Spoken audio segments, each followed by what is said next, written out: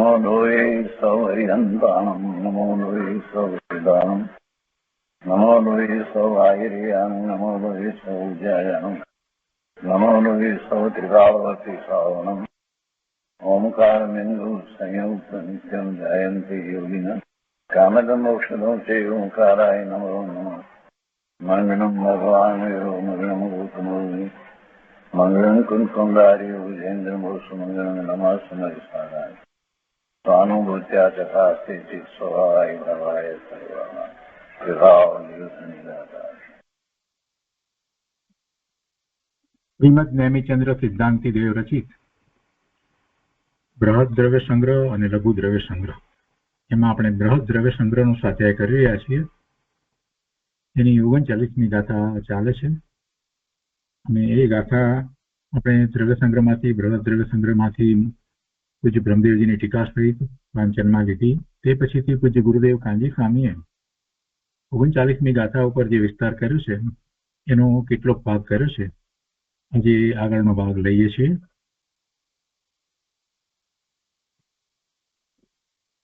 મૂળ ગાથામાં જે વાત કરવામાં આવી છે એ જરાક ફરીથી રહીએ, જેથી આપણને ખ્યાલ આવે કે તેનો વિશે શું વાત ચાલી રહી છે.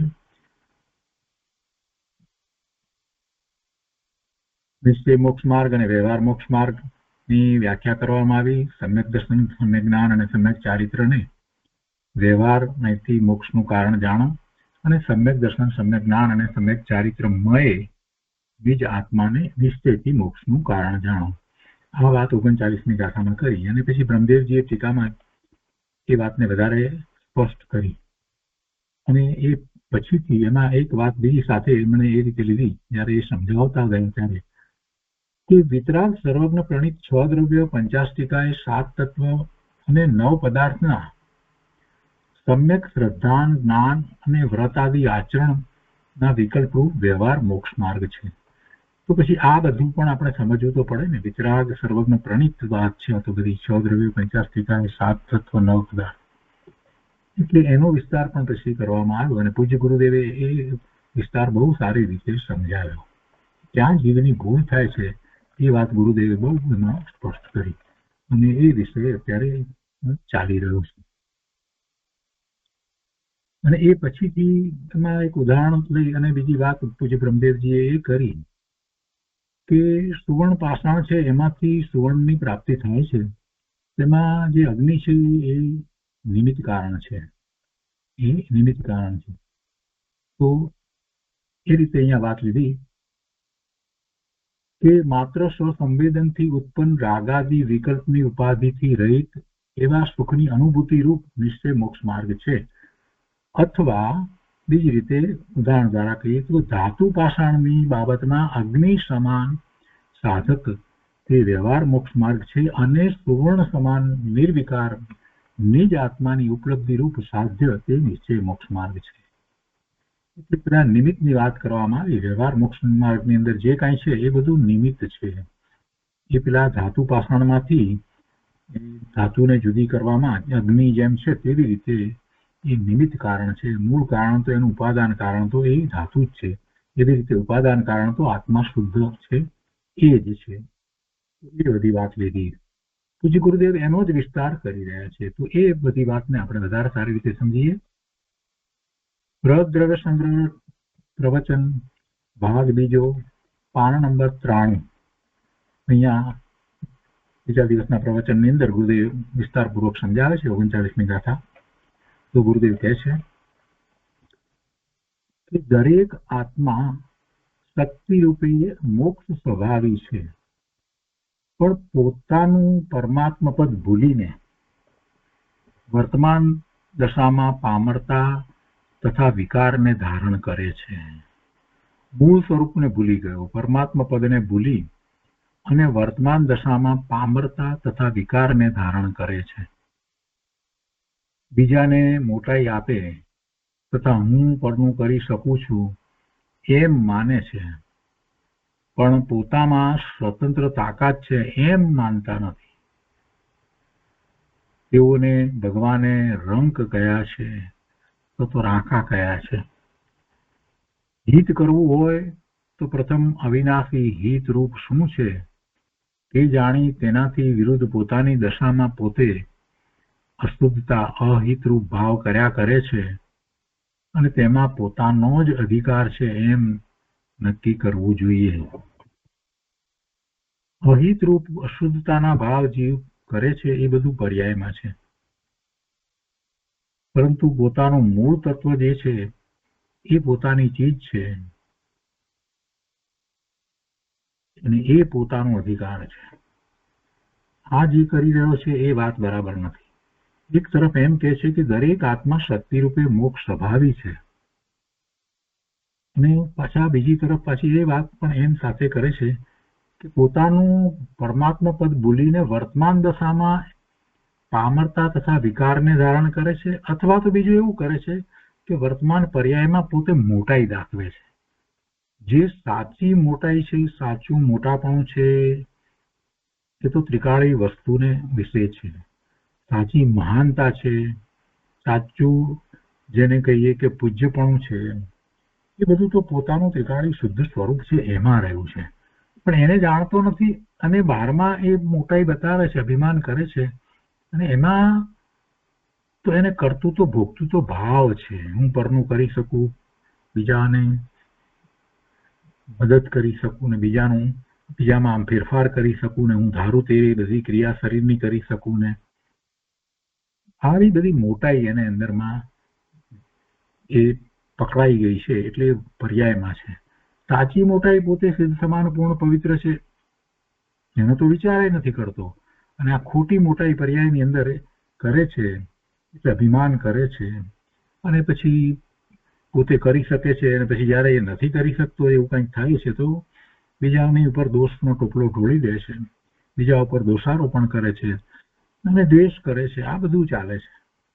એટલે ભગવાને તો એમને શું કહ્યા છે? એને તો રંક ગયા છે, રાંકા કયા છે.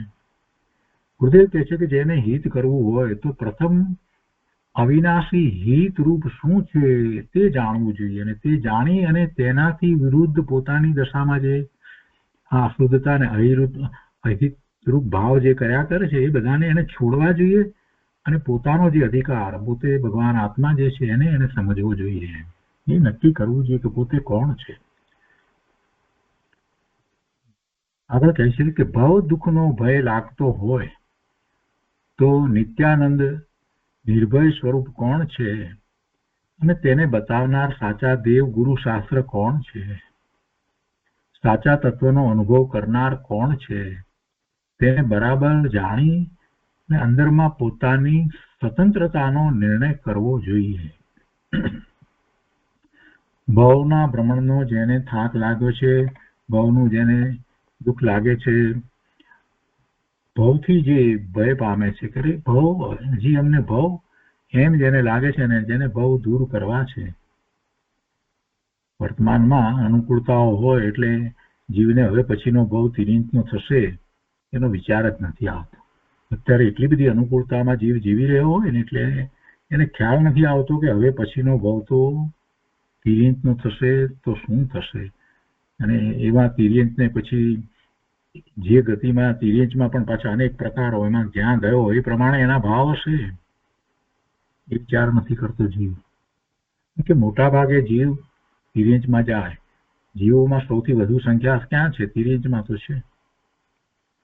ગુરુદેવે એમના ભાઈના દીકરા ભાઈને જયારે એમ કહ્યું એ માત્ર બીજું કઈ કરતા નહોતા, દુકાનમાં બસ વ્યસ્ત રહેતા હતા, બીજું કઈ એવું મોટું પાપ કરતા નહોતા પણ દુકાનમાં જ વ્યસ્ત રહેતા હતા. બસ દુકાનનો માલ કેટલો આવે ને ક્યાંથી આવે ને કેટલા ભાવથી આવે ને એને ક્યારે વેચવો ને એ સવારથી સાંજ સુધી એ રાત્રે પાછું નામું ના તે ને બધું એમાંથી બીજી કોઈ વાતમાં એ પડતા નહોતા. ત્યારે ગુરુદેવે એમને એમ કહ્યું કે ભાઈ તું યાદ રાખજે કે તું તિર્યંતમાં જઈશ, કેમ કે આપણે વાણિયા છીએ એટલે એવા મોટા એવા કોઈ પાપ કરતા નથી કે નરકમાં જઈએ એવું તો કઈ દેત છે નહીં. અને તને કઈ એવું તું પુણ્ય પણ કરતો નથી કે જેથી કરી અને તને દેવનો ભવ થાય કે મનુષ્યનો ભવ થાય. પણ યાદ રાખજે આ રીતે તું જે રીતે કરી રહ્યો છે તો તિર્યંતમાં જઈશ. ખૂબ વ્યસ્તતાનો ભાવ હોય, વ્યસ્તતા જ ગમતી હોય તો શું તિર્યંતમાં ગધેડાનો ભાવ મળે? ગધેડા સૌથી વધારે વ્યસ્ત પ્રાણી છે. સવારે 3-4 વાગ્યાથી 4 વાગ્યાથી એનો માલિક ઉઠાડી અને એને કામે લઈ જાય, એ બપોરના 3 વાગ્યા 4 વાગ્યા સુધી કરાવે, અને પછી ખાવા પીવાનું કાંઈ મળે નહીં, પછી તગડી દે એટલે ગમે ત્યાં જઈએ અને ગમે ત્યાં ખાય ને પાછો એ સાંજ પડે પેલો માલિક એને લઈ આવે. દશા હોય છે. એટલે ખૂબ વ્યસ્તતા, બહારમાં બધી જાતની વ્યસ્તતામાં જે લાગ્યો રહે છે ને, અમે આમ કામ કરીએ તેમ કામ કરીને આ કર્યું તે કર્યું, ભાઈ વ્યસ્તતા બહુ ગમે છે તો છે, વ્યસ્તતા તને આવતા જન્મમાં મળી જશે. આ બધી વાતનો વિચાર કરવાની ખૂબ જરૂર છે. આવતો ભાવ એના સંબંધી શાંત ચિત્તે વિચાર કરવો કે મેં શું કર્યું છે કે જેથી કરી અને મને મનુષ્યનો કે દેવનો ભાવ થાય. ગુરુદેવ કહે છે એ પ્રમાણે વિચાર કરવો જોઈએ, અને એવો વિચાર કરે તો જીવને ભવ દુઃખનો ભવ, પછી તો જે ભવ થશે એમાં તો દુઃખ સિવાય બીજું કાંઈ નથી ને. જીનવાણી તો ક્યાંથી મળે, ધર્મ કરવાના સંયોગો નહીં મળે, પછી જીનવાણી તો વાત જ રહી નહીં. તો એવો ભવ મળી જશે તો શું થશે?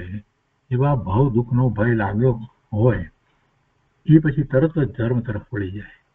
ભવ દુઃખનો ભય લાગતો હોય તો નિત્યાનંદ નિર્ભય સ્વરૂપ કોણ છે? નિત્યાનંદ નિત્ય પોતે આનંદમાં જ રહ્યા છે અને એને કોઈ ભય નથી. નિર્ભય, નિર્ભય કોણ હોય? સમ્યક દ્રષ્ટિ નિર્ભય હોય. સમ્યક દ્રષ્ટિને કોઈ વાતનો ભય નથી, એને કોઈ ઈચ્છા પણ નથી, કોઈ શંકા પણ નથી. તો નિર્ભય સ્વરૂપ કોણ છે? અને નિત્યાનંદ એમ કહ્યું અહીંયા તો. એટલે એવા તો મહાપુરુષો હોય છે કે જેમને નિત્ય આનંદ વર્તતો હોય, નિર્ભય સ્વરૂપ હોય, અને તેને બતાવનાર સાચા દેવગુરુ શાસ્ત્ર હોય.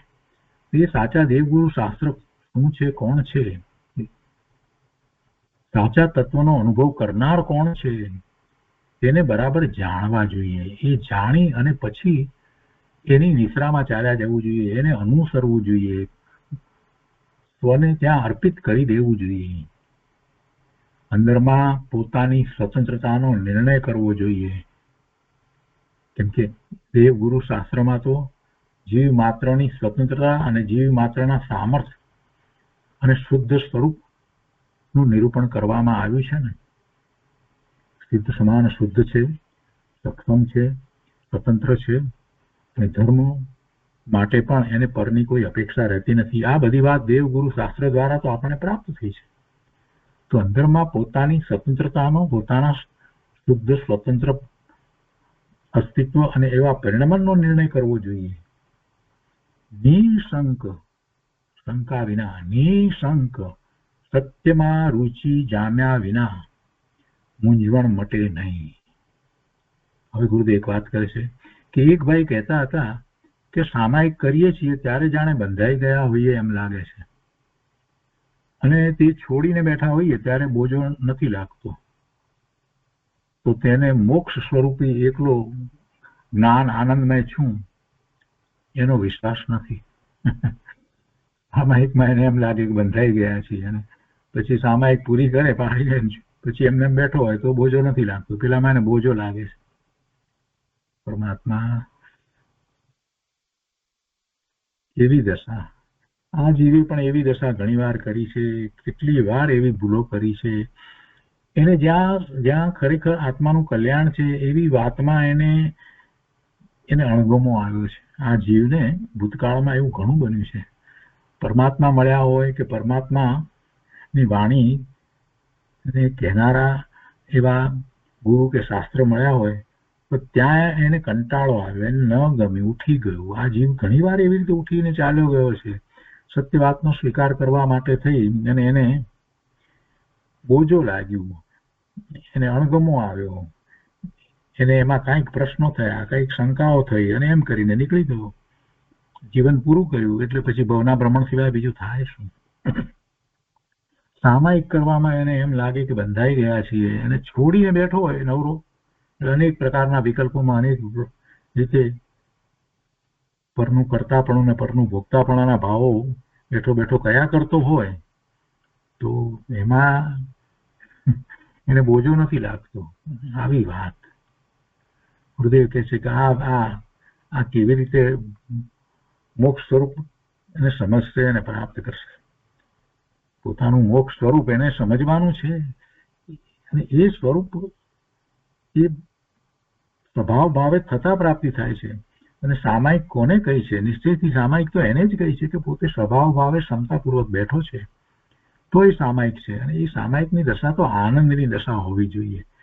એમાં બોજો કેમ લાગે? કેમ કે પેલું નક્કી કરીને બેઠો હોય 48 મિનિટ કે 50 મિનિટ ક્યારે પૂરી થાય, એટલે પછી અમુક જગ્યાએ જવું છે, હવે એનો જ મગજમાં પહેલેથી વિચાર લઈને બેઠો હોય, ઘડિયાળ સામું 10 વાર જોયા કરતો હોય, અને જેવી 50 મિનિટ પૂરી થઈ નથી કે પછી હવે સામાયિક પાડી લો, પતી ગયું. હવે એમાં એને સામાયિકનો લાભ શું મળે?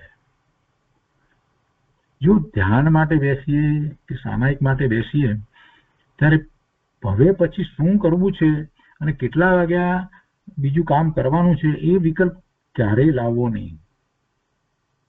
બંધાઈને બેસવું જ નહીં કે આટલા વાગે તો પછી મારે આ કામ કરવાનું છે, એટલે પછી એટલા વાગે એ જ મનમાં વિકલ્પ રહે ને પછી ધ્યાન ક્યાંથી થાય? એવું ક્યારેય વિકલ્પ રાખીને ધ્યાન ન થાય. એવી જ રીતે સામાયિકમાં બેસીએ અને પછી એમ કે આટલા વાગે તો પતી જશે એટલે વાંધો નથી, પછી મારે પેલું જગ્યાએ જવાનું છે કે કામ કરવાનું છે, હું કરી શકીશ. એવા વિકલ્પ સહિત સામાયિક લે છે, એને તો પેલો વિકલ્પ જ અંદરમાં બેઠો છે, એ ક્યાંથી આત્મામાં જવાનો છે? શાંત ચિત્તથી હવે પછી શું છે એનો કોઈ વિચાર વિકલ્પ લાવ્યા વિના બસ અમે તો આ બેઠા ભગવાન આત્માની અંદર અમે તો બિરાજમાન છીએ, ધ્યાનમાં બેસે છે. તો બીજું શું છે? બીજું કાંઈ એમ કાંઈ હું કરી શકું છું? ક્યાંય જવું આવવું એ કાંઈ હું કરી શકું છું? એ કાર્યો કરી શકતો નથી તો એની શું ચિંતા અત્યારે કરવાની? ધ્યાનમાં બેઠા છીએ, સામાયિક લઈને બેઠા છીએ, તો સામાયિક કઈ વિધિથી સામાયિક થાય છે કે ક્ષમતા ભાવપૂર્વક સામાયિક થાય છે? ગુરુદેવ ક્ષમતા ભાવપૂર્વકની સામાયિકની અહીંયા વાત કરી રહ્યા છે. અને એને જ એ જે અનુભૂતિ જે છે સામાયિકમાં, જે આખો ભાવ જે જળવાઈ રહે છે, એ સમ્યક દ્રષ્ટિને જે ભાવ હોય છે, જેને મોક્ષ સ્વરૂપનો નિર્ણય થયો છે, એનો જે ભાવ હોય છે એવો ભાવ છે. એટલે ગુરુદેવે અહીંયા એમ લખ્યું છે. પેલા એમ કહ્યું ને કે એ છોડીને સામાયિક છોડીને બેઠા હોય ત્યારે બોજો નથી લાગતો, તો તેને મોક્ષ સ્વરૂપી એટલું જ્ઞાન આનંદમય છું એનો વિશ્વાસ નથી. એટલે સામાયિકમાં તો ગુરુદેવ એમ કહે છે કે તમને હું મોક્ષ સ્વરૂપી જ્ઞાન આનંદમય છું એવો વિશ્વાસ હોય એવી સામાયિક તેમણે કહી છે. એક એક વાક્યની અંદર ગુરુદેવે જે વાત કહી દીધી છે એને આપણે બરાબર ઊંડાણથી સમજવી જોઈએ કે ગુરુદેવ શું કહેવા માંગે છે.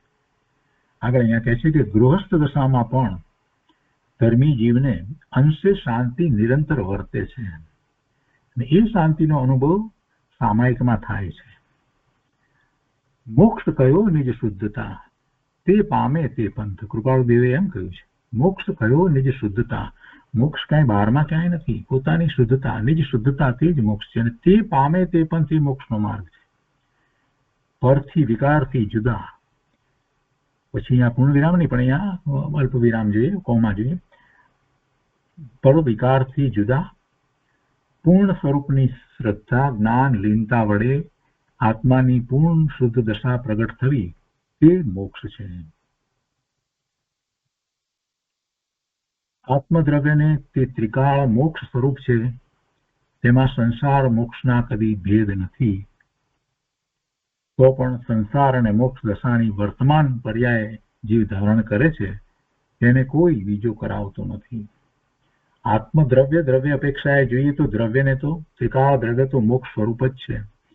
એમાં પછી આ સંસાર પર્યાય મોક્ષની પર્યાય એવા ભેદ પડતા જ નથી. વસ્તુ જ મોક્ષ સ્વરૂપ છે તો પછી ક્યાં બીજી વાત રહી? તો પણ પર્યાયમાં સંસાર અને મોક્ષ એ દશામાં પર્યાયમાં એ વર્તમાન પર્યાયમાં જીવ ધારણ કરે છે. એ સંસાર પર્યાયને જીવ પોતે ધારણ કરે છે, એને કોઈ કરાવતું નથી. અને એવી મોક્ષની પર્યાય જે છે એને પણ જીવ પોતે ધારણ કરે છે, બીજો કોઈ એને કરાવી દે એવું વસ્તુનું સ્વરૂપ નથી. નવ તત્વ, 6 દ્રવ્યો, સાચા દેવ ગુરુ શાસ્ત્રની શ્રદ્ધા જ્ઞાન અને નિશ્ચય વિતરાગ દ્રષ્ટિપૂર્વક વ્રત આદિ શુભ ભાવ તે વિકલ્પરૂપ હોવાથી વ્યવહાર મોક્ષ માર્ગ છે. આ બધો શુભ ભાવ છે. 9 તત્વની શ્રદ્ધા, 6 દ્રવ્યની સાચી શ્રદ્ધા, સાચા દેવ ગુરુ શાસ્ત્રની શ્રદ્ધા જ્ઞાન અને નિશ્ચય વિતરાગ દ્રષ્ટિપૂર્વક વ્રત આદિ શુભ ભાવ તે વિકલ્પ રૂપ હોવાથી વ્યવહાર મોક્ષ માર્ગ છે. એટલે કે નિશ્ચય સહિત હોય ત્યારે એને વ્યવહાર કહેવાય. નિશ્ચય વિતરાગ દ્રષ્ટિપૂર્વકના આ બધા શુભ ભાવ હોય, વ્રતના હોય, તપના હોય બધા, તો એને મોક્ષ માર્ગ કહેવાય. પણ નિશ્ચય દ્રષ્ટિ થઈ નથી અને માત્ર વ્રત આદિના શુભ ભાવ અને એવા વિકલ્પો રહેતા હોય અને એવી ક્રિયા થતી હોય તો એને વ્યવહાર મોક્ષ માર્ગ નથી કહ્યો. અને કહે છે કે અને ચિદાનંદ પૂર્ણ સ્વરૂપને અવલંબીને પ્રગટતા નિર્વિકલ્પ શ્રદ્ધા જ્ઞાન એકાગ્રતા તે નિશ્ચય મોક્ષ માર્ગ છે. નિશ્ચય મોક્ષ માર્ગનું સ્વરૂપ સમજાવતા કહે છે કે અને ચિદાનંદ પૂર્ણ સ્વરૂપને અવલંબીને પ્રગટતા નિર્વિકલ્પ શ્રદ્ધા જ્ઞાન એકાગ્રતા તે નિશ્ચય મોક્ષ માર્ગ છે. આગળ કહે છે કે નિશ્ચય મોક્ષ માર્ગનું સાધન વ્યવહાર મોક્ષ માર્ગ જે કહેવામાં આવ્યું એ ઉપચારથી કહેવાય છે. એ ઉપચારથી એને વ્યવહાર મોક્ષ માર્ગ કહેવાયો છે. જેમ હવે એ ઉદાહરણ છે ને એ અહીંયા સમજાવે છે કે જેમ સુવર્ણ પાષાણને અગ્નિ સુવર્ણ પાષાણ બે જાતના હોય છે, જેમ સુવર્ણ પાષાણ અને અગ્નિ સુવર્ણ પાષાણ બે જાતના હોય છે. એટલે એક અંધ પાષાણનું સોનું છે તો તેમાં જુદા પડવાની લાયકાત નથી એવી, અને બીજું અગ્નિ દ્વારા જે જુદું પડે એવું. તેથી તેને અગ્નિ વગેરે નિમિત્ત મળે. પેલું અંધ પાષાણ હોય, અંધ પાષાણનું સોનું છે તો એ અગ્નિ દ્વારા જુદું નથી પડી શકતું, તો અગ્નિ વગેરે નિમિત્ત મળે છતાં તેમાંથી સુવર્ણ જુદું પડતું નથી. તેથી અગ્નિને ત્યાં નિમિત્ત કહેવાતું નથી. અને જે પથ્થરમાંથી સુવર્ણને જુદા થવાની તાકાત છે તે સુવર્ણને અગ્નિ નિમિત્ત સાધનપણે કહેવાય છે. જેમાંથી સુવર્ણ છૂટું પડે છે જે અગ્નિ આપતા, તો એ સુવર્ણ એ તો મૂળ એનું કારણ ઉપાદાન કારણ છે, પણ એમાં જે અગ્નિ છે એને નિમિત્ત કહેવાય. પણ એ ક્યારે કહેવાય છે કે એવું જુદું પડે છે ત્યારે કહેવાય છે, જુદું ન પડે તો ક્યાંથી કહેવાય. અહીંયા અંધ સુવર્ણ પાષાણનું જે ઉદાહરણ આપ્યું છે ને એમાં આપણે સમજી શકીએ કે અભવ્ય જીવ છે એને જેમ આ અંધ સુવર્ણ પાષાણને અગ્નિ આપો છતાં એમાંથી સુવર્ણ જુદું ન પડે, એવી રીતે અભવ્ય જીવ છે એ ગમે તેટલા શાસ્ત્રોનો અભ્યાસ કરે છતાં પણ પોતે સ્વભાવ ભાવે નથી પરિણમી શકતો. એ વાત એમાંથી આપણને એક વાત નવી ખ્યાલમાં આવે છે. વળી બીજી વાત, જે મુખ્ય વાત તો ગુરુદેવે એ કરી કે જ્યારે એવું કાર્ય થાય ત્યારે અગ્નિને નિમિત્ત કહેવાય છે. સુવર્ણ પાષાણમાંથી સુવર્ણ જુદું પડે ત્યારે અગ્નિને નિમિત્ત કહેવાય છે. એવી રીતે જ્યારે નિશ્ચયથી મોક્ષ માર્ગ છે તો પછી સાથે રહેલા શુભભાવને વ્યવહાર મોક્ષ માર્ગ કહેવાય છે. મૂળ તો આ વાત ચાલી રહી છે.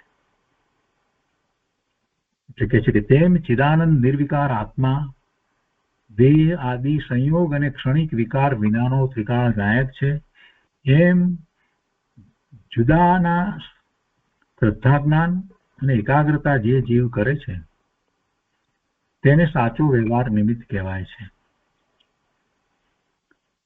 પણ જે સ્વતંત્રતાનો માર્ગ પામવાને લાયક નથી એટલે નાલાયક છે, પર આશ્રય, અહીંયા બીજી વાત સામે કે છે કે જે પોતાનું શુદ્ધ સ્વતંત્ર સ્વરૂપ જે છે અને એની પ્રાપ્તિનો માર્ગ એ પામવા માટે લાયક નથી એટલે નાલાયક છે. પર આશ્રય વ્યવહારની જેને રુચિ છે, બીજું અહીંયા અલ્પ વિરામ જોઈએ પછી બીજી વાત, પર આશ્રય વ્યવહારની જેને રુચિ છે, બીજી વાત, તેને સાચા નિમિત્ત મળે અને એના માનેલા વ્યવહારને આચરે, શુભરાગ રૂપ પંચાચાર પાળે છતાં તેને તે કોઈ સાધન મોક્ષ માર્ગના નિમિત્ત નથી, કેમ કે એની યોગ્યતા માત્રતા જ નથી, માત્ર સંસારનું સાધન છે. કેમ કે એકલા વ્યવહારમાં તાકાત નથી કે મોક્ષ માર્ગનું સાધન બને. એકલા વ્યવહારમાં તાકાત નથી કે મોક્ષ માર્ગનું સાધન બને.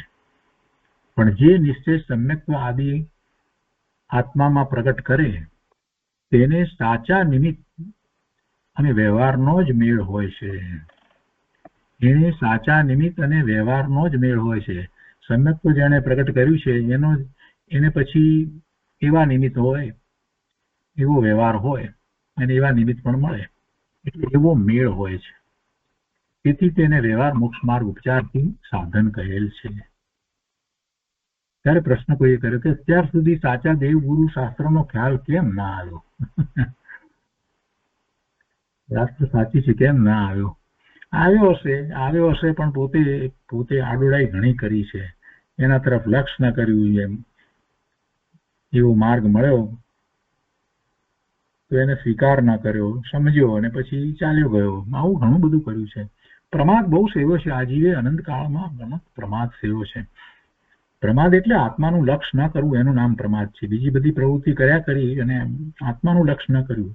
જો આ જીવે પ્રમાદ સેવ્યો છે એટલે તો એને મિથ્યાત્વનો ત્યાગ પણ ન કર્યો. મિથ્યાત્વનો ત્યાગ કર્યો હોત તો એનો પ્રમાદ આપોઆપ દૂર થઈ જાત, પણ એ કાંઈ કર્યું જ નથી. એટલે પછી ક્યાંથી દેવગુરુ શાસ્ત્રનો ખ્યાલ આવે? અને કંઈક ખ્યાલ આવ્યો તો એમની વાતે ક્યાંથી પકડાય? વાત સમજાઈ હોય તો પણ પછી એ તરફનો પુરુષાર્થ ન કર્યો હોય, પ્રમાદ જ સેવ્યો હોય તો સમ્યક ક્યાંથી પ્રગટ થાય? બધી વાત પોતાનો જ દોષ છે. બધી વાતમાં પોતાનો દોષ છે. અહીંયા પ્રશ્ન કર્યો તો ગુરુદેવ એનો ઉત્તર આપે છે કે પોતે પોતાના કુળ ધર્મમાં જે રૂઢિથી વાતો છે તેમાં રસપૂર્વક રોકાઈ ગયો. જ્યાં જન્મ્યો હોય ત્યાં જે ચાલતું હોય ને એને જે પકડે, એને જે માને એ જ ધર્મ. અરે વર્તમાનમાં હજી કેટલા લોકો પોતાની જાતને જૈન ચવડાએ વાણિયાને ઘેરે જન્મ્યા. હવે જો એ દિગંબર કુટુંબમાં જન્મ્યા છે તો એ શ્વેતાંબરની વાત જે છે કે એ વાતને કોઈ રીતે વિચારવા તૈયાર નથી, કે શ્વેતાંબરમાં જન્મ્યા છે તો દિગંબરની વાતને સ્વીકારવા તૈયાર નથી. અમારે તો આમ, અમારે પણ તને અમારે કોણે આપ્યું છે ભાઈ? તું જન્મ્યો ત્યાં એથી શું થઈ ગયું? બાપ દાદા વેપાર કરતા હતા અને પછી પોતે ભણ્યો અને મોટો એન્જિનિયર થઈ અને પછી અહીંયા અમેરિકા આવ્યો અને અહીંયા પણ પાછો વધારે ભણ્યો તો પછી વેપાર બધું બાપ દાદાનું તો હવે એ કરતો નથી. અને પછી પોતે જે કંઈ કરે છે એને તો એમ કે છે કે બાપ દાદા કરતા હતા એના કરતા અમે તો અહીંયા બધું એડવાન્સ કરી રહ્યા છીએ. ત્યાં તો એ એડવાન્સની વાત માને છે. તો પછી ધર્મની બાબતમાં પેલું જે કુળમાં જે ચાલ્યું આવતું હોય એ બધી લૌકિક બધી વાતો બધી નિવેદ કરવાના આ તે ને એ હજી છોડતો નથી. અને એ ત્યાં જે છે તો કે ભાઈ અમારે ત્યાં તો આવી રીતે હતું, અમારા બાપ દાદાના વખતથી આમ ચાલ્યું આવે, એ એને છોડવું નથી. સાચો ધર્મ મળે છે, કોઈ સંભળાવે છે તો એ સ્વીકારવા તૈયાર નથી, એમાં બેસવાય નથી તૈયાર. બેસે નહીં, એમ જાણે આભડછેટ લાગી જાય એવા કેટલા લોકો મેં તો જોયા છે. સાથે હોય આપણે દિગંબર ને શ્વેતાંબર બધા સાથે મળીને ત્યાં જતા હોઈએ તો મેં સાથે જોયા છે કે ભાઈ આ મંદિર કયું છે તો કે દિગંબર ના, તો કે મારે નથી આવવું, ચોખ્ખી ના પાડે, બહાર ઉભા રહે. સાથે આવ્યા હોય તો બહાર ઉભા રહે. આવા જોયા છે. અરે પ્રભુ શું વાત છે આ બધી! રોકાઈ ગયો, જ્યાં એને રસ પડ્યો ત્યાં રોકાઈ ગયો, અને કુળ ધર્મમાં અને રૂઢિથી જે વાતો છે એમાં રોકાઈ ગયો. પોતે પોતાના કુળ ધર્મમાં જે રૂઢિથી વાતો છે તેમાં રસપૂર્વક રોકાઈ ગયો. તેથી જે ક્રિયાકાંડનો વ્યવહાર માન્યો છે તેમાં સંતોષ મનાવનારની વાત અનાદિથી રુચિ છે. તેથી અપૂર્વ તત્વની જિજ્ઞાસા ન કરી અને તે પોતાનો જ દોષ છે. એ જ પોતાનો દોષ છે, બીજો કોઈ દોષ નથી. આ જ દોષ છે. કોઈએ અન્યનો બીજાનો કોઈનો દોષ નથી. એને સંયોગો ન મળ્યા એવું ન હતું, પણ જ્યાં જન્મ્યો ત્યાં જ એને એ જ ધર્મ માન્યો. એ મુસલમાનમાં જન્મ્યો હોય તો ત્યાં એ જ ધર્મ માને, ખ્રિસ્તીમાં જન્મ્યો હોય તો એ જ ધર્મ માને.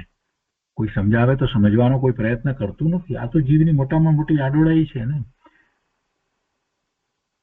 એમ જ માને, જ્યાં જન્મ્યો છે ત્યાં જે ચાલે એ જ પોતાનો ધર્મ એમ માને છે. પણ એમ નથી વિચાર કરતો કે આટલા બધા ધર્મ જગતમાં ચાલી રહ્યા છે એનો જરાક હું વિચાર કરી અને સાચું શું છે એનો નિર્ણય કરું, એવો તો વિચાર નથી કરતો.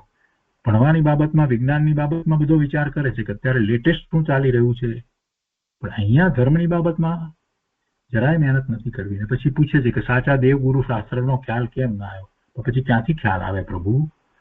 પ્રાત્રતા તો હોવી જોઈએ સાચા દેવગુરુ શાસ્ત્ર માટેની. એનો પ્રયત્ન કર્યો. આગળ અહીંયા કહે છે કે નિમિત્ત અને સુગ્રાગ રૂપ વ્યવહારની જેને રુચિ છે, નિમિત્તની રુચિ છે અને સુગ્રાગ રૂપ વ્યવહાર એની જેને રુચિ છે તે પર્યાય બુદ્ધિ વાળાને તો સાચા દેવ આદિ નિમિત્તપણે પણ કહેવાતા નથી. પણ જેને પર આશ્રયની રુચિ શ્રદ્ધા નથી, પર આશ્રયની રુચિ અને પર આશ્રયની શ્રદ્ધા નથી તેને શુદ્ધ સુવર્ણ ધાતુની જેમ નિર્વિકાર નિજ આત્માની પૂર્ણ સત્તાની પૂર્ણ શુદ્ધતાની પ્રાપ્તિ સાધ્ય છે. ત્યાં સ્વદ્રવ્ય આશ્રિત થતો વિતરાગ ભાવ તે નિશ્ચય મોક્ષ માર્ગ છે. એટલી સરસ વાત ગુરુદેવે અહીંયા મૂકી છે. શાંત ચિત્તથી વિચાર કરવા જેવો છે. ફરીથી વાંચનમાં લઈએ. કે છે કે એ પોતાનો દોષ છે અને નિમિત્ત અને શુભરાગ રૂપ વ્યવહારની જેને રુચિ છે. શુભરાગ રૂપ વ્યવહારની રુચિ ન હોય, શુભરાગ રૂપ વ્યવહાર હોય ખરો પણ એની રુચિ ન હોય, શુદ્ધ ભાવની રુચિ હોવી જોઈએ. એટલે એનો અર્થ એવો નથી કે શુભરાગ ન હોય. આ જે કંઈ ક્રિયાઓ વગેરે જે કંઈ પોતે કરી રહ્યો છે, પૂજા ભક્તિ સામાયિક વગેરે, એ બધું ન કરવું એવો કોઈ વાત એવો કહેવાનો આશય નથી. પણ એનાથી પોતાને ધર્મ થાય છે એમ એ ના માની લે. એને એવા નિમિત્તો મળે, દેવ ગુરુ શાસ્ત્રના નિમિત્તો મળે તો શું એનો તિરસ્કાર કરવો એમ પણ કહેવાનો આશય નથી. નિમિત્ત અને શુભરાગ રૂપ વ્યવહારની જેને રુચિ છે તે પર્યાય બુદ્ધિ વાળાને તો હવે આ રુચિ જે કહેવામાં આવી એનો આશય, એમાં એની પાછળ કહેવાનો આશય ગુરુદેવનો એવો છે કે જેને રુચિ તો શુદ્ધ આત્માની જ હોય, રુચિ તો શુદ્ધ સ્વભાવની જ હોય, અને શુદ્ધ સ્વરૂપની રુચિ છે એને પ્રગટ કરવાની એની ઈચ્છા ભાવના અને એ પ્રમાણેનો પુરુષાર્થ વર્તે છે. તો એવો પુરુષાર્થ વર્તે ત્યારે એને શુભરાગ આવે છે અને એને એ જાણે છે. એવા નિમિત્તો પ્રાપ્ત થાય છે સાચા દેવ ગુરુ શાસ્ત્રના, તો એને એ જાણે છે કે આ બધા આ નિમિત્ત કારણ છે અને પોતાને એમાંથી પોતાનો પરમાર્થ પ્રાપ્ત થશે એમ કહેવાનો આશય છે. એટલે નિમિત્ત અને શુભરાગરૂપ વ્યવહારની રુચિ ન હોય, પરંતુ એ પોતાને પ્રાપ્ત થાય છે, એ હોય છે સાથે એમ લેવાનું છે. એ ન હોય એવું પણ ન હોય, એવું હોય શુભરાગ પણ હોય અને એવા નિમિત્તો પણ પ્રાપ્ત થાય, પણ એની જ માત્ર રુચિ હોય અને સાચી વસ્તુને સમજવા, સ્વીકારવા અને એવો પુરુષાર્થ કરવા માંગતો જ ન હોય, તો એની દ્રષ્ટિ ક્યાં છે? પર્યાય ઉપર છે. એટલે ગુરુદેવ કહે છે કે તે પર્યાય બુદ્ધિ વાળાને તો સાચા દેવ આદિ નિમિત્તપણે પણ કહેવાતા નથી. કેમ કે સાચા દેવ ગુરુ શાસ્ત્ર તો શું કહે છે કે તું તારા સ્વરૂપમાં જા, સ્વરૂપનું લક્ષ્ય કર એમ કે છે. અને આ શું કરે છે? શુભ ભાવમાં રહે છે, પોતાના સ્વરૂપમાં જવાનો પુરુષાર્થ નથી કરતો. એટલે એમને એ પેલા સાચા દેવ ગુરુ શાસ્ત્ર જે છે એને ક્યાંથી નિમિત્ત થયા? એને નિમિત્ત થતા જ નથી. જે સાચા દેવગુરુ શાસ્ત્રએ જે કહ્યું છે એ પ્રમાણે જે પુરુષાર્થ કરે છે એને માટે એ નિમિત્ત, અને પુરુષાર્થ કરી અને એવી પ્રાપ્તિ કરે છે એને માટે એ નિમિત્ત કહેવાય. એટલે કે છે કે એને તો સાચા દેવાદી નિમિત્તપણે પણ કહેવાતા નથી. પણ જેને પર આશ્રયની રુચિ શ્રદ્ધા નથી, એટલે પરથી મને ધર્મ થાય એવી વાત મનમાં નથી, એટલે એ પરમાં ને પરમાં રોકાઈ રહેતો નથી, તેને શુદ્ધ સુવર્ણ ધાતુની જેમ નિર્વિકાર નિજ આત્માની પૂર્ણ શુદ્ધતાની પ્રાપ્તિ સાધ્ય છે. એટલે કે એને પોતાનો શુદ્ધ આત્મા જે છે એની જ રુચિ છે અને એની પ્રાપ્તિ માટે જે પુરુષાર્થ કરી રહ્યો છે તેમાં સાચા દેવગુરુ શાસ્ત્ર દ્વારા જે રીતે કહેવાયું છે એ વાતને સ્વીકારીને એવો પુરુષાર્થ કરી રહ્યો છે, તો પછી એને એવી પ્રાપ્તિ પણ થાય છે. અને જેને પ્રાપ્તિ એવી પોતાની શુદ્ધતાની પ્રાપ્તિ, સાચા સુવર્ણની પ્રાપ્તિ કહ્યું ને, એવી સુવર્ણની પ્રાપ્તિ એટલે પોતાની શુદ્ધ દશાની પ્રાપ્તિ થાય છે, તો એને માટે એમ કહેવાય કે એને એ સાચા દેવ ગુરુ શાસ્ત્ર નિમિત્ત છે. જેમ સુવર્ણ જ્યારે નીકળ્યું તો એમ કહેવાય કે અગ્નિ એમાં નિમિત્ત છે, પણ સુવર્ણ ન નીકળે તો અગ્નિ ક્યાંથી નિમિત્ત કહેવાય? પેલો અંધપાષાણ હોય એમાંથી કઈ સુવર્ણ નીકળતું નથી. એ વાત ગુરુદેવે જુદી રીતે લઈ અને સમજાવી છે. બહુ સરસ વાત મૂકી છે. તો એને શુદ્ધ સુવર્ણ ધાતુની જેમ નિર્વિકાર નિજ આત્માની પૂર્ણ શુદ્ધતાની પ્રાપ્તિ સાધ્ય છે. એ સાધ્ય છે અને એને એ સાધે છે, પ્રાપ્ત કરે છે. ત્યાં સ્વદ્રવ્ય આશ્રિત થતો વિતરાગ ભાવ તે નિશ્ચય મોક્ષ માર્ગ છે. અને ત્યાં ભૂમિકા અનુસાર વ્યવહાર, શ્રદ્ધા આદિનો શુભ વિકલ્પ હોય છે એ વ્યવહાર મોક્ષ માર્ગ છે. એટલે નિશ્ચય સહિત જ વ્યવહાર હોય છે. નિશ્ચય મોક્ષ માર્ગ છે તો વ્યવહાર મોક્ષ માર્ગ છે. આગળ કહે છે કે સાધકને સાચા દેવ ગુરુ શાસ્ત્રની શ્રદ્ધા, વિનય આદિ હોય છે અને ખોટાનો કિંચિત જરાય આદર નથી હોતો. કિંચિત આદર હોતો નથી, ક્યારે પણ આદર હોતો નથી. પણ તેમાં જ સાધનપણું માની લે છે.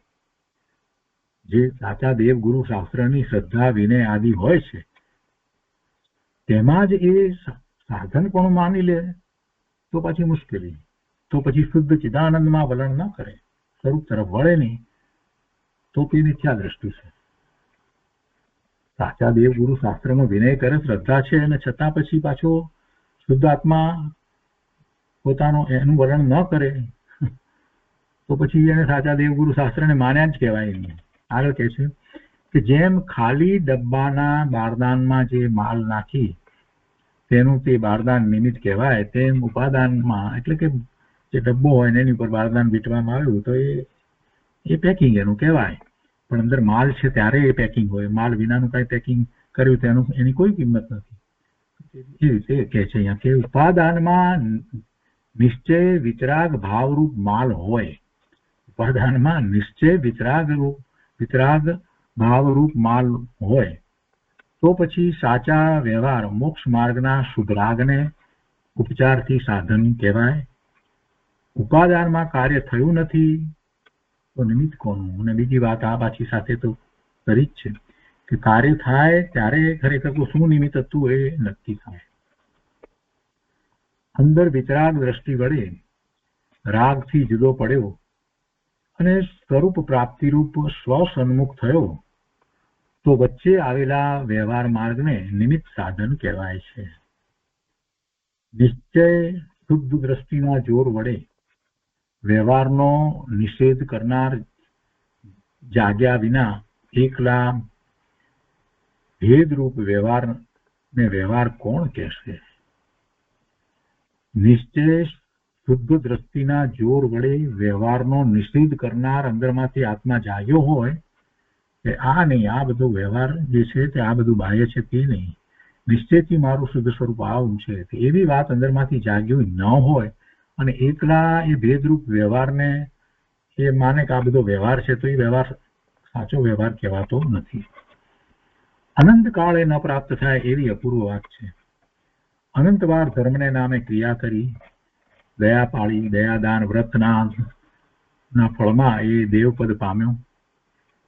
તો તેમાં આત્માને શું? આત્માને તો કાંઈ એથી લાભ થયો નહીં. ભવના ભ્રમણ તો ચાલુ રહ્યા. ગુરુદેવ કહે છે કે જો 50 172મી ગાથામાં પણ વ્યવહાર કેવો અને કઈ રીતે હોય તે કહ્યું છે. તે વાત અહીં ચાલે છે. કારણ કે નિશ્ચિત તત્વજ્ઞાન હોય અને કુદેવ આદિનો વ્યવહાર હોય એમ બને નહીં. નિશ્ચય તત્વજ્ઞાન હોય અને કુદેવ આદિનો વ્યવહાર હોય એમ બને નહીં. કેટલાક માને છે કે તત્વ સમજી લેવું, બહારમાં ગમે તેવો વ્યવહાર અને કુલિંગનો વેશ હોય તો વાંધો નથી. ના, એવી કેવી વાત બને? તત્વ સમજી લીધું એટલે શું? એ તો બુદ્ધિની વાત થઈ. કેટલાક એવું માને છે કે તત્વ સમજી લેવું, પછી બહારમાં ગમે તેવો વ્યવહાર હોય તો ને પછી કુલિંગ નો વેશ હોય એવું કુલિંગ હોય, સાચું લિંગ ન હોય. લિંગ સાચા લિંગ કયા કોને? ભગવાને સાચું લિંગ કોને કહ્યું? નગ્ન દિગંબર લિંગ જે છે એ મુનિનું લિંગ હોય છે અને એ જ લિંગમાં ભગવાન થાય છે પોતે. અને બીજું લિંગ જે શ્રાવકનું લિંગ જે કહેવામાં આવ્યું છે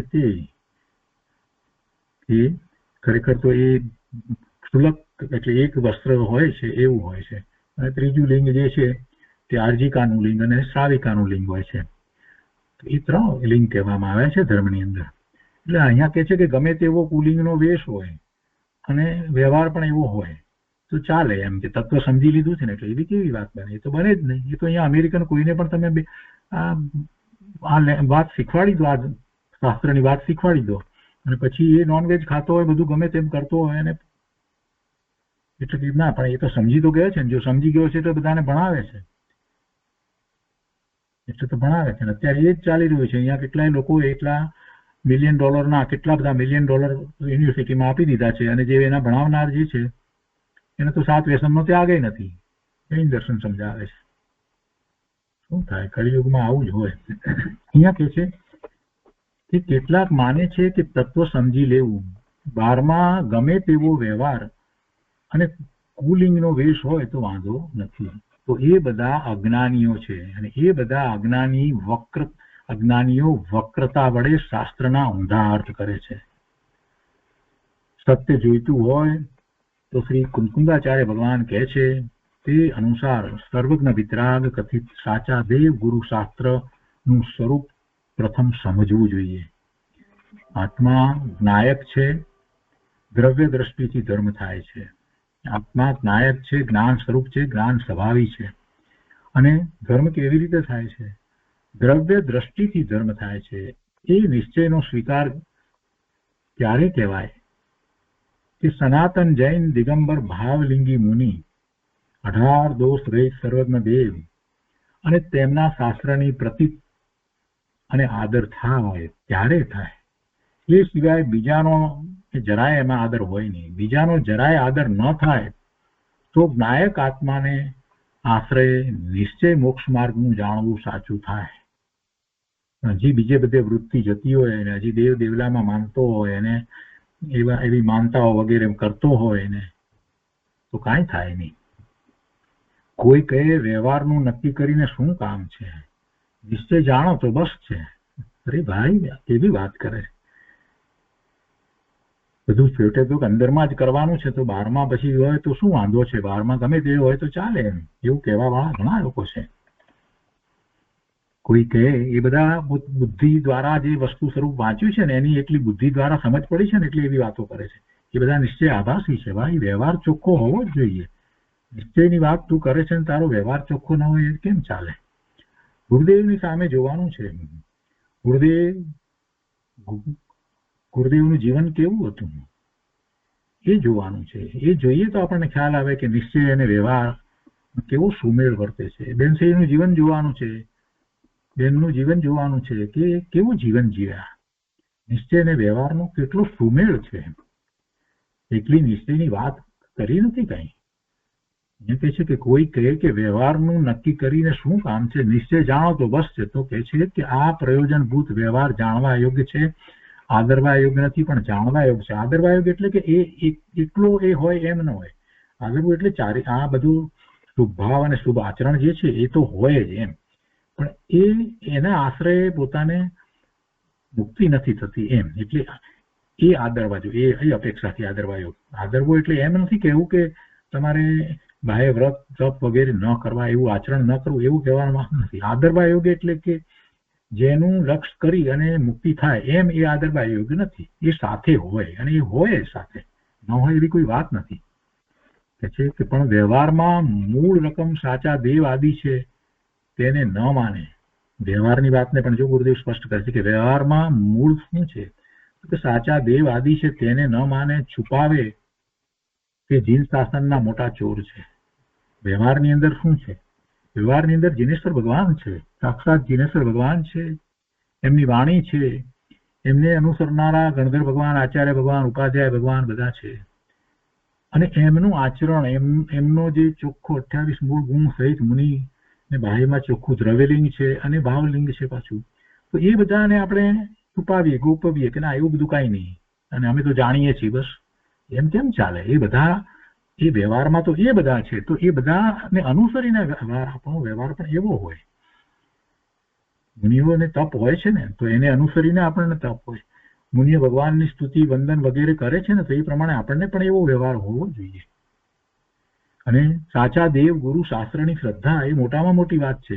તો જીનેશ્વર ભગવાન દ્વારા હું આ વસ્તુને પામ્યો છું. એમને કોઈ વસ્તુને મોક્ષ માર્ગમાં ગોપવી નથી, છુપાવી નથી. અને મને ઉલટો એમ કહ્યો કે તું સિદ્ધ સમાન શુદ્ધ છો, સક્ષમ છો, તો તું તારા સ્વરૂપમાં જા. આટલી બધી વાત કરી. પરમાત્માનો ખૂબ મોટો ઉપકાર છે, ખૂબ મોટો ઉપકાર મારી ઉપર છે. તો આ બધી વાત જે છે એને છુપાવે ને બસ કે આપણે તો નિશ્ચયથી વસ્તુ સ્વરૂપ જે છે એને આપણે જાણીએ છીએ. આ કેમ ચાલે? આવી વાત કરે એ કેમ ચાલે? એ ન હોય. નિશ્ચય જાણો તો બસ છે. અરે એમ કઈ નિશ્ચય જાણે તો બસ કેવી રીતે વાત છે? મુકુંદાચાર્ય ભગવાનનું જીવન જોઈએ, અમૃતચંદ્રાચાર્ય ભગવાનનું જીવન જોઈએ. એમણે જે આ વાત સમજાવી, સમયસારમાં જે દ્રષ્ટિ પ્રદાન કથન કર્યા, પ્રવચન સારની અંદર જ્ઞાન પ્રદાન કથન કર્યા, એ બધું એમણે સમજાવ્યું. તો એમણે તો ક્યારેય એવું માન્યું નહીં. એમનું જીવન કેવું હતું? જંગલમાં રહેતા હતા, જંગલમાં વિચરતા હતા, કેવા તપમાં રહેતા હતા, વારે વારે પોતાના સ્વરૂપમાં એકાગ્રતા કરતા હતા. કેવી અદભુત દશા એમની હતી. તો એ બધાનો વિચાર કરવાનો કે નહીં? પછી એમ જ બસ એમણે જે વાત આપી એમાંથી બસ આટલો નિશ્ચયને પકડી લઈએ અને એમ કહીએ કે નિશ્ચય જાણો તો બસ છે. એમણે એમ કહ્યું છે? એવું ક્યાં કહ્યું છે? આચાર્ય પદ્માનંદીએ શું કહ્યું છે? આચાર્ય પદ્માનંદીએ ચરણાનુયોગ ના ગ્રંથની અંદર પદ્માનંદી પંચ વિસંતિની અંદર 26 અધિકાર લખ્યા અને એમણે એમ કહ્યું કે જો તને સમ્યક દર્શન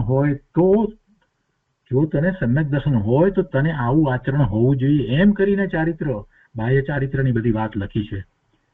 શ્રાવકને માટે પણ ચારિત્રની વાત લખી છે, મુનિ માટે પણ ચારિત્રની વાત આપણને એવા ગ્રંથોમાંથી પ્રાપ્ત થાય છે. એટલે આચરણના ગ્રંથો તો ઘણા છે, તો એની રચના શા માટે થઈ હોય? ગુરુદેવ કહે છે અહીંયા કે આ પ્રયોજનભૂત વ્યવહાર જાણવો યોગ્ય છે, આદરવાની દ્રષ્ટિ, એટલે કે જે એને ધર્મ માની લેવો એમ નહીં, બસ બાકી એનું એ પ્રમાણે આચરણ પણ હોય. પણ વ્યવહારમાં મૂળ રકમ શું છે? તો કે સાચા દેવ છે, તીર્થંકર ભગવાન કેવળી પરમાત્મા છે. તો કે હુકમ સાચા દેવ આદિ છે તેને ન માને, છુપાવે તે જીન શાસનના મોટા ચોર છે.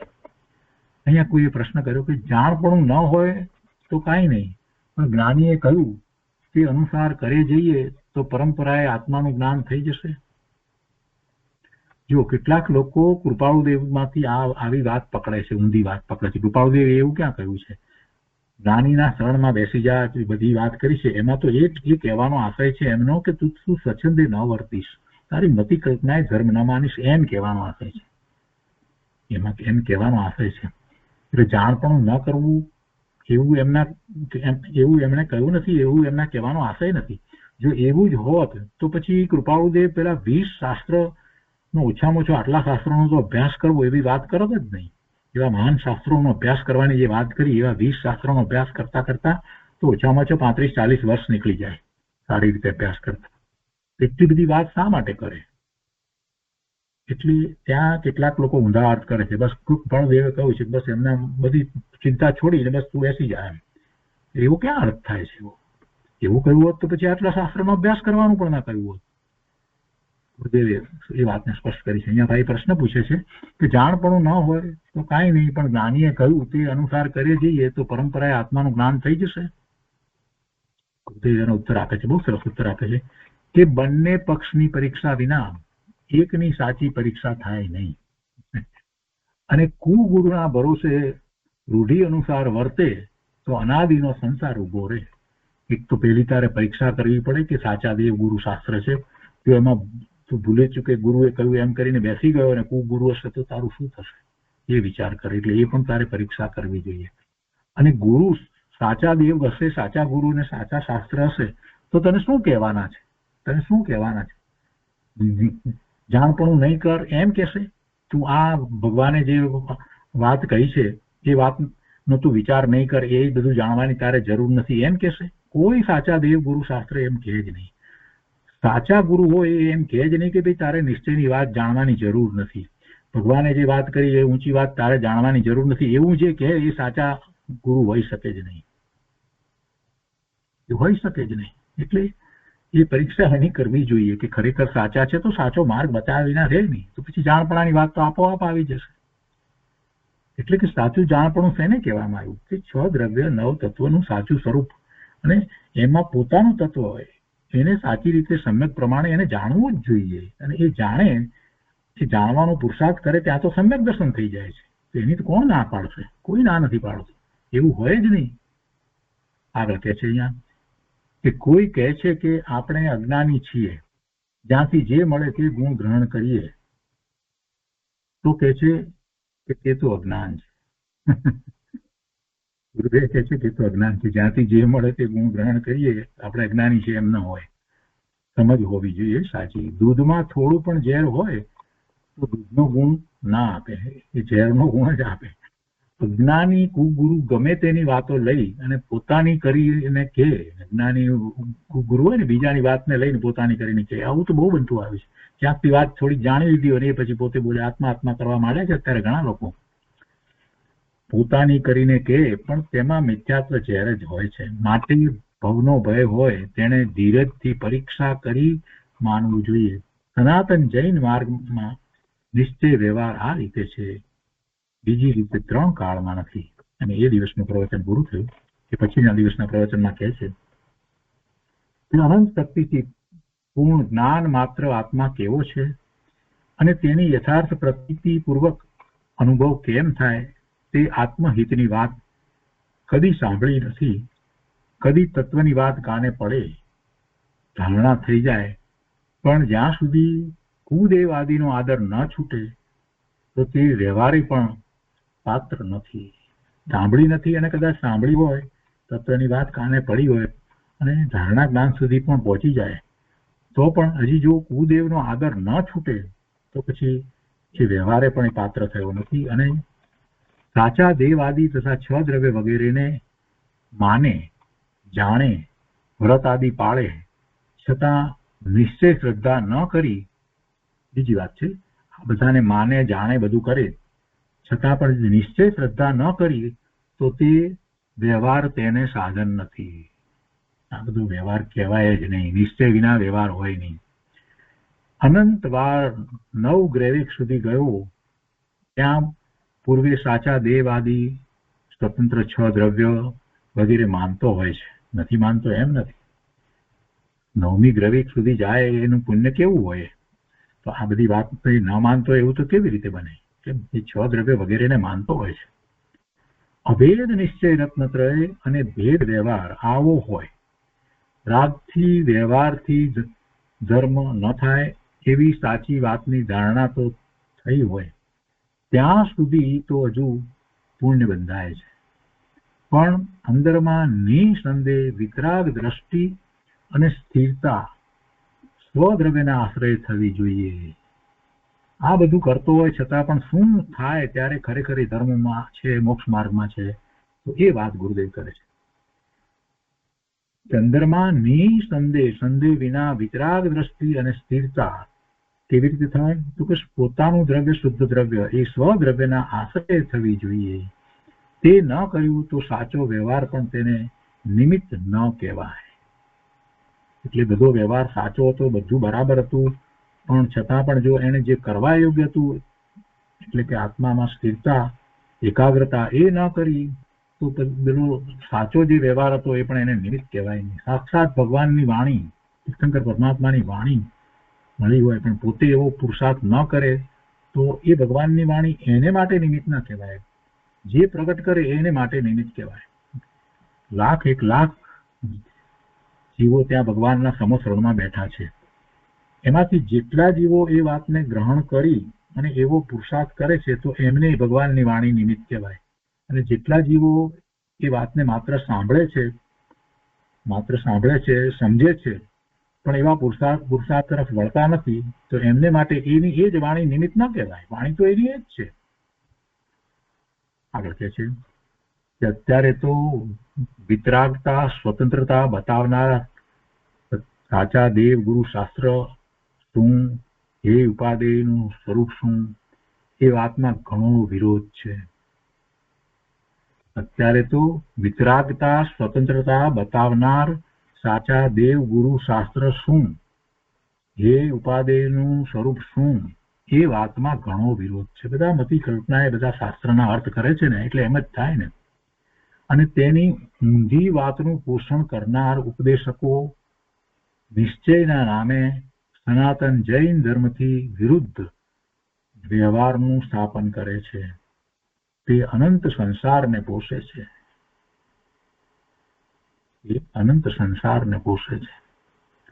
હવે અભેદથી સમ્યક દર્શન, જ્ઞાન, ચારિત્ર તે બીજ શુદ્ધ આત્મા જ છે. તેથી નિશ્ચયથી આત્મા જ મોક્ષ માર્ગ છે. નિશ્ચય મોક્ષ માર્ગ આત્માને વિશે કહ્યો ને, નિશ્ચયથી આત્મા જ મોક્ષ માર્ગ છે. શુભરાગ રૂપ વ્યવહાર રત્નત્રય છે તે અચેતન છે, અજાગૃત રૂપ પૂર્ણ તત્વ છે, તે મોક્ષ માર્ગ નથી. એ હવે કહે છે. એટલે હવે એની વાત 40મી ગાથાની અંદર આવશે. તો આજનો સ્વાધ્યાય આપણે અહીંયા સુધી રાખીએ છીએ.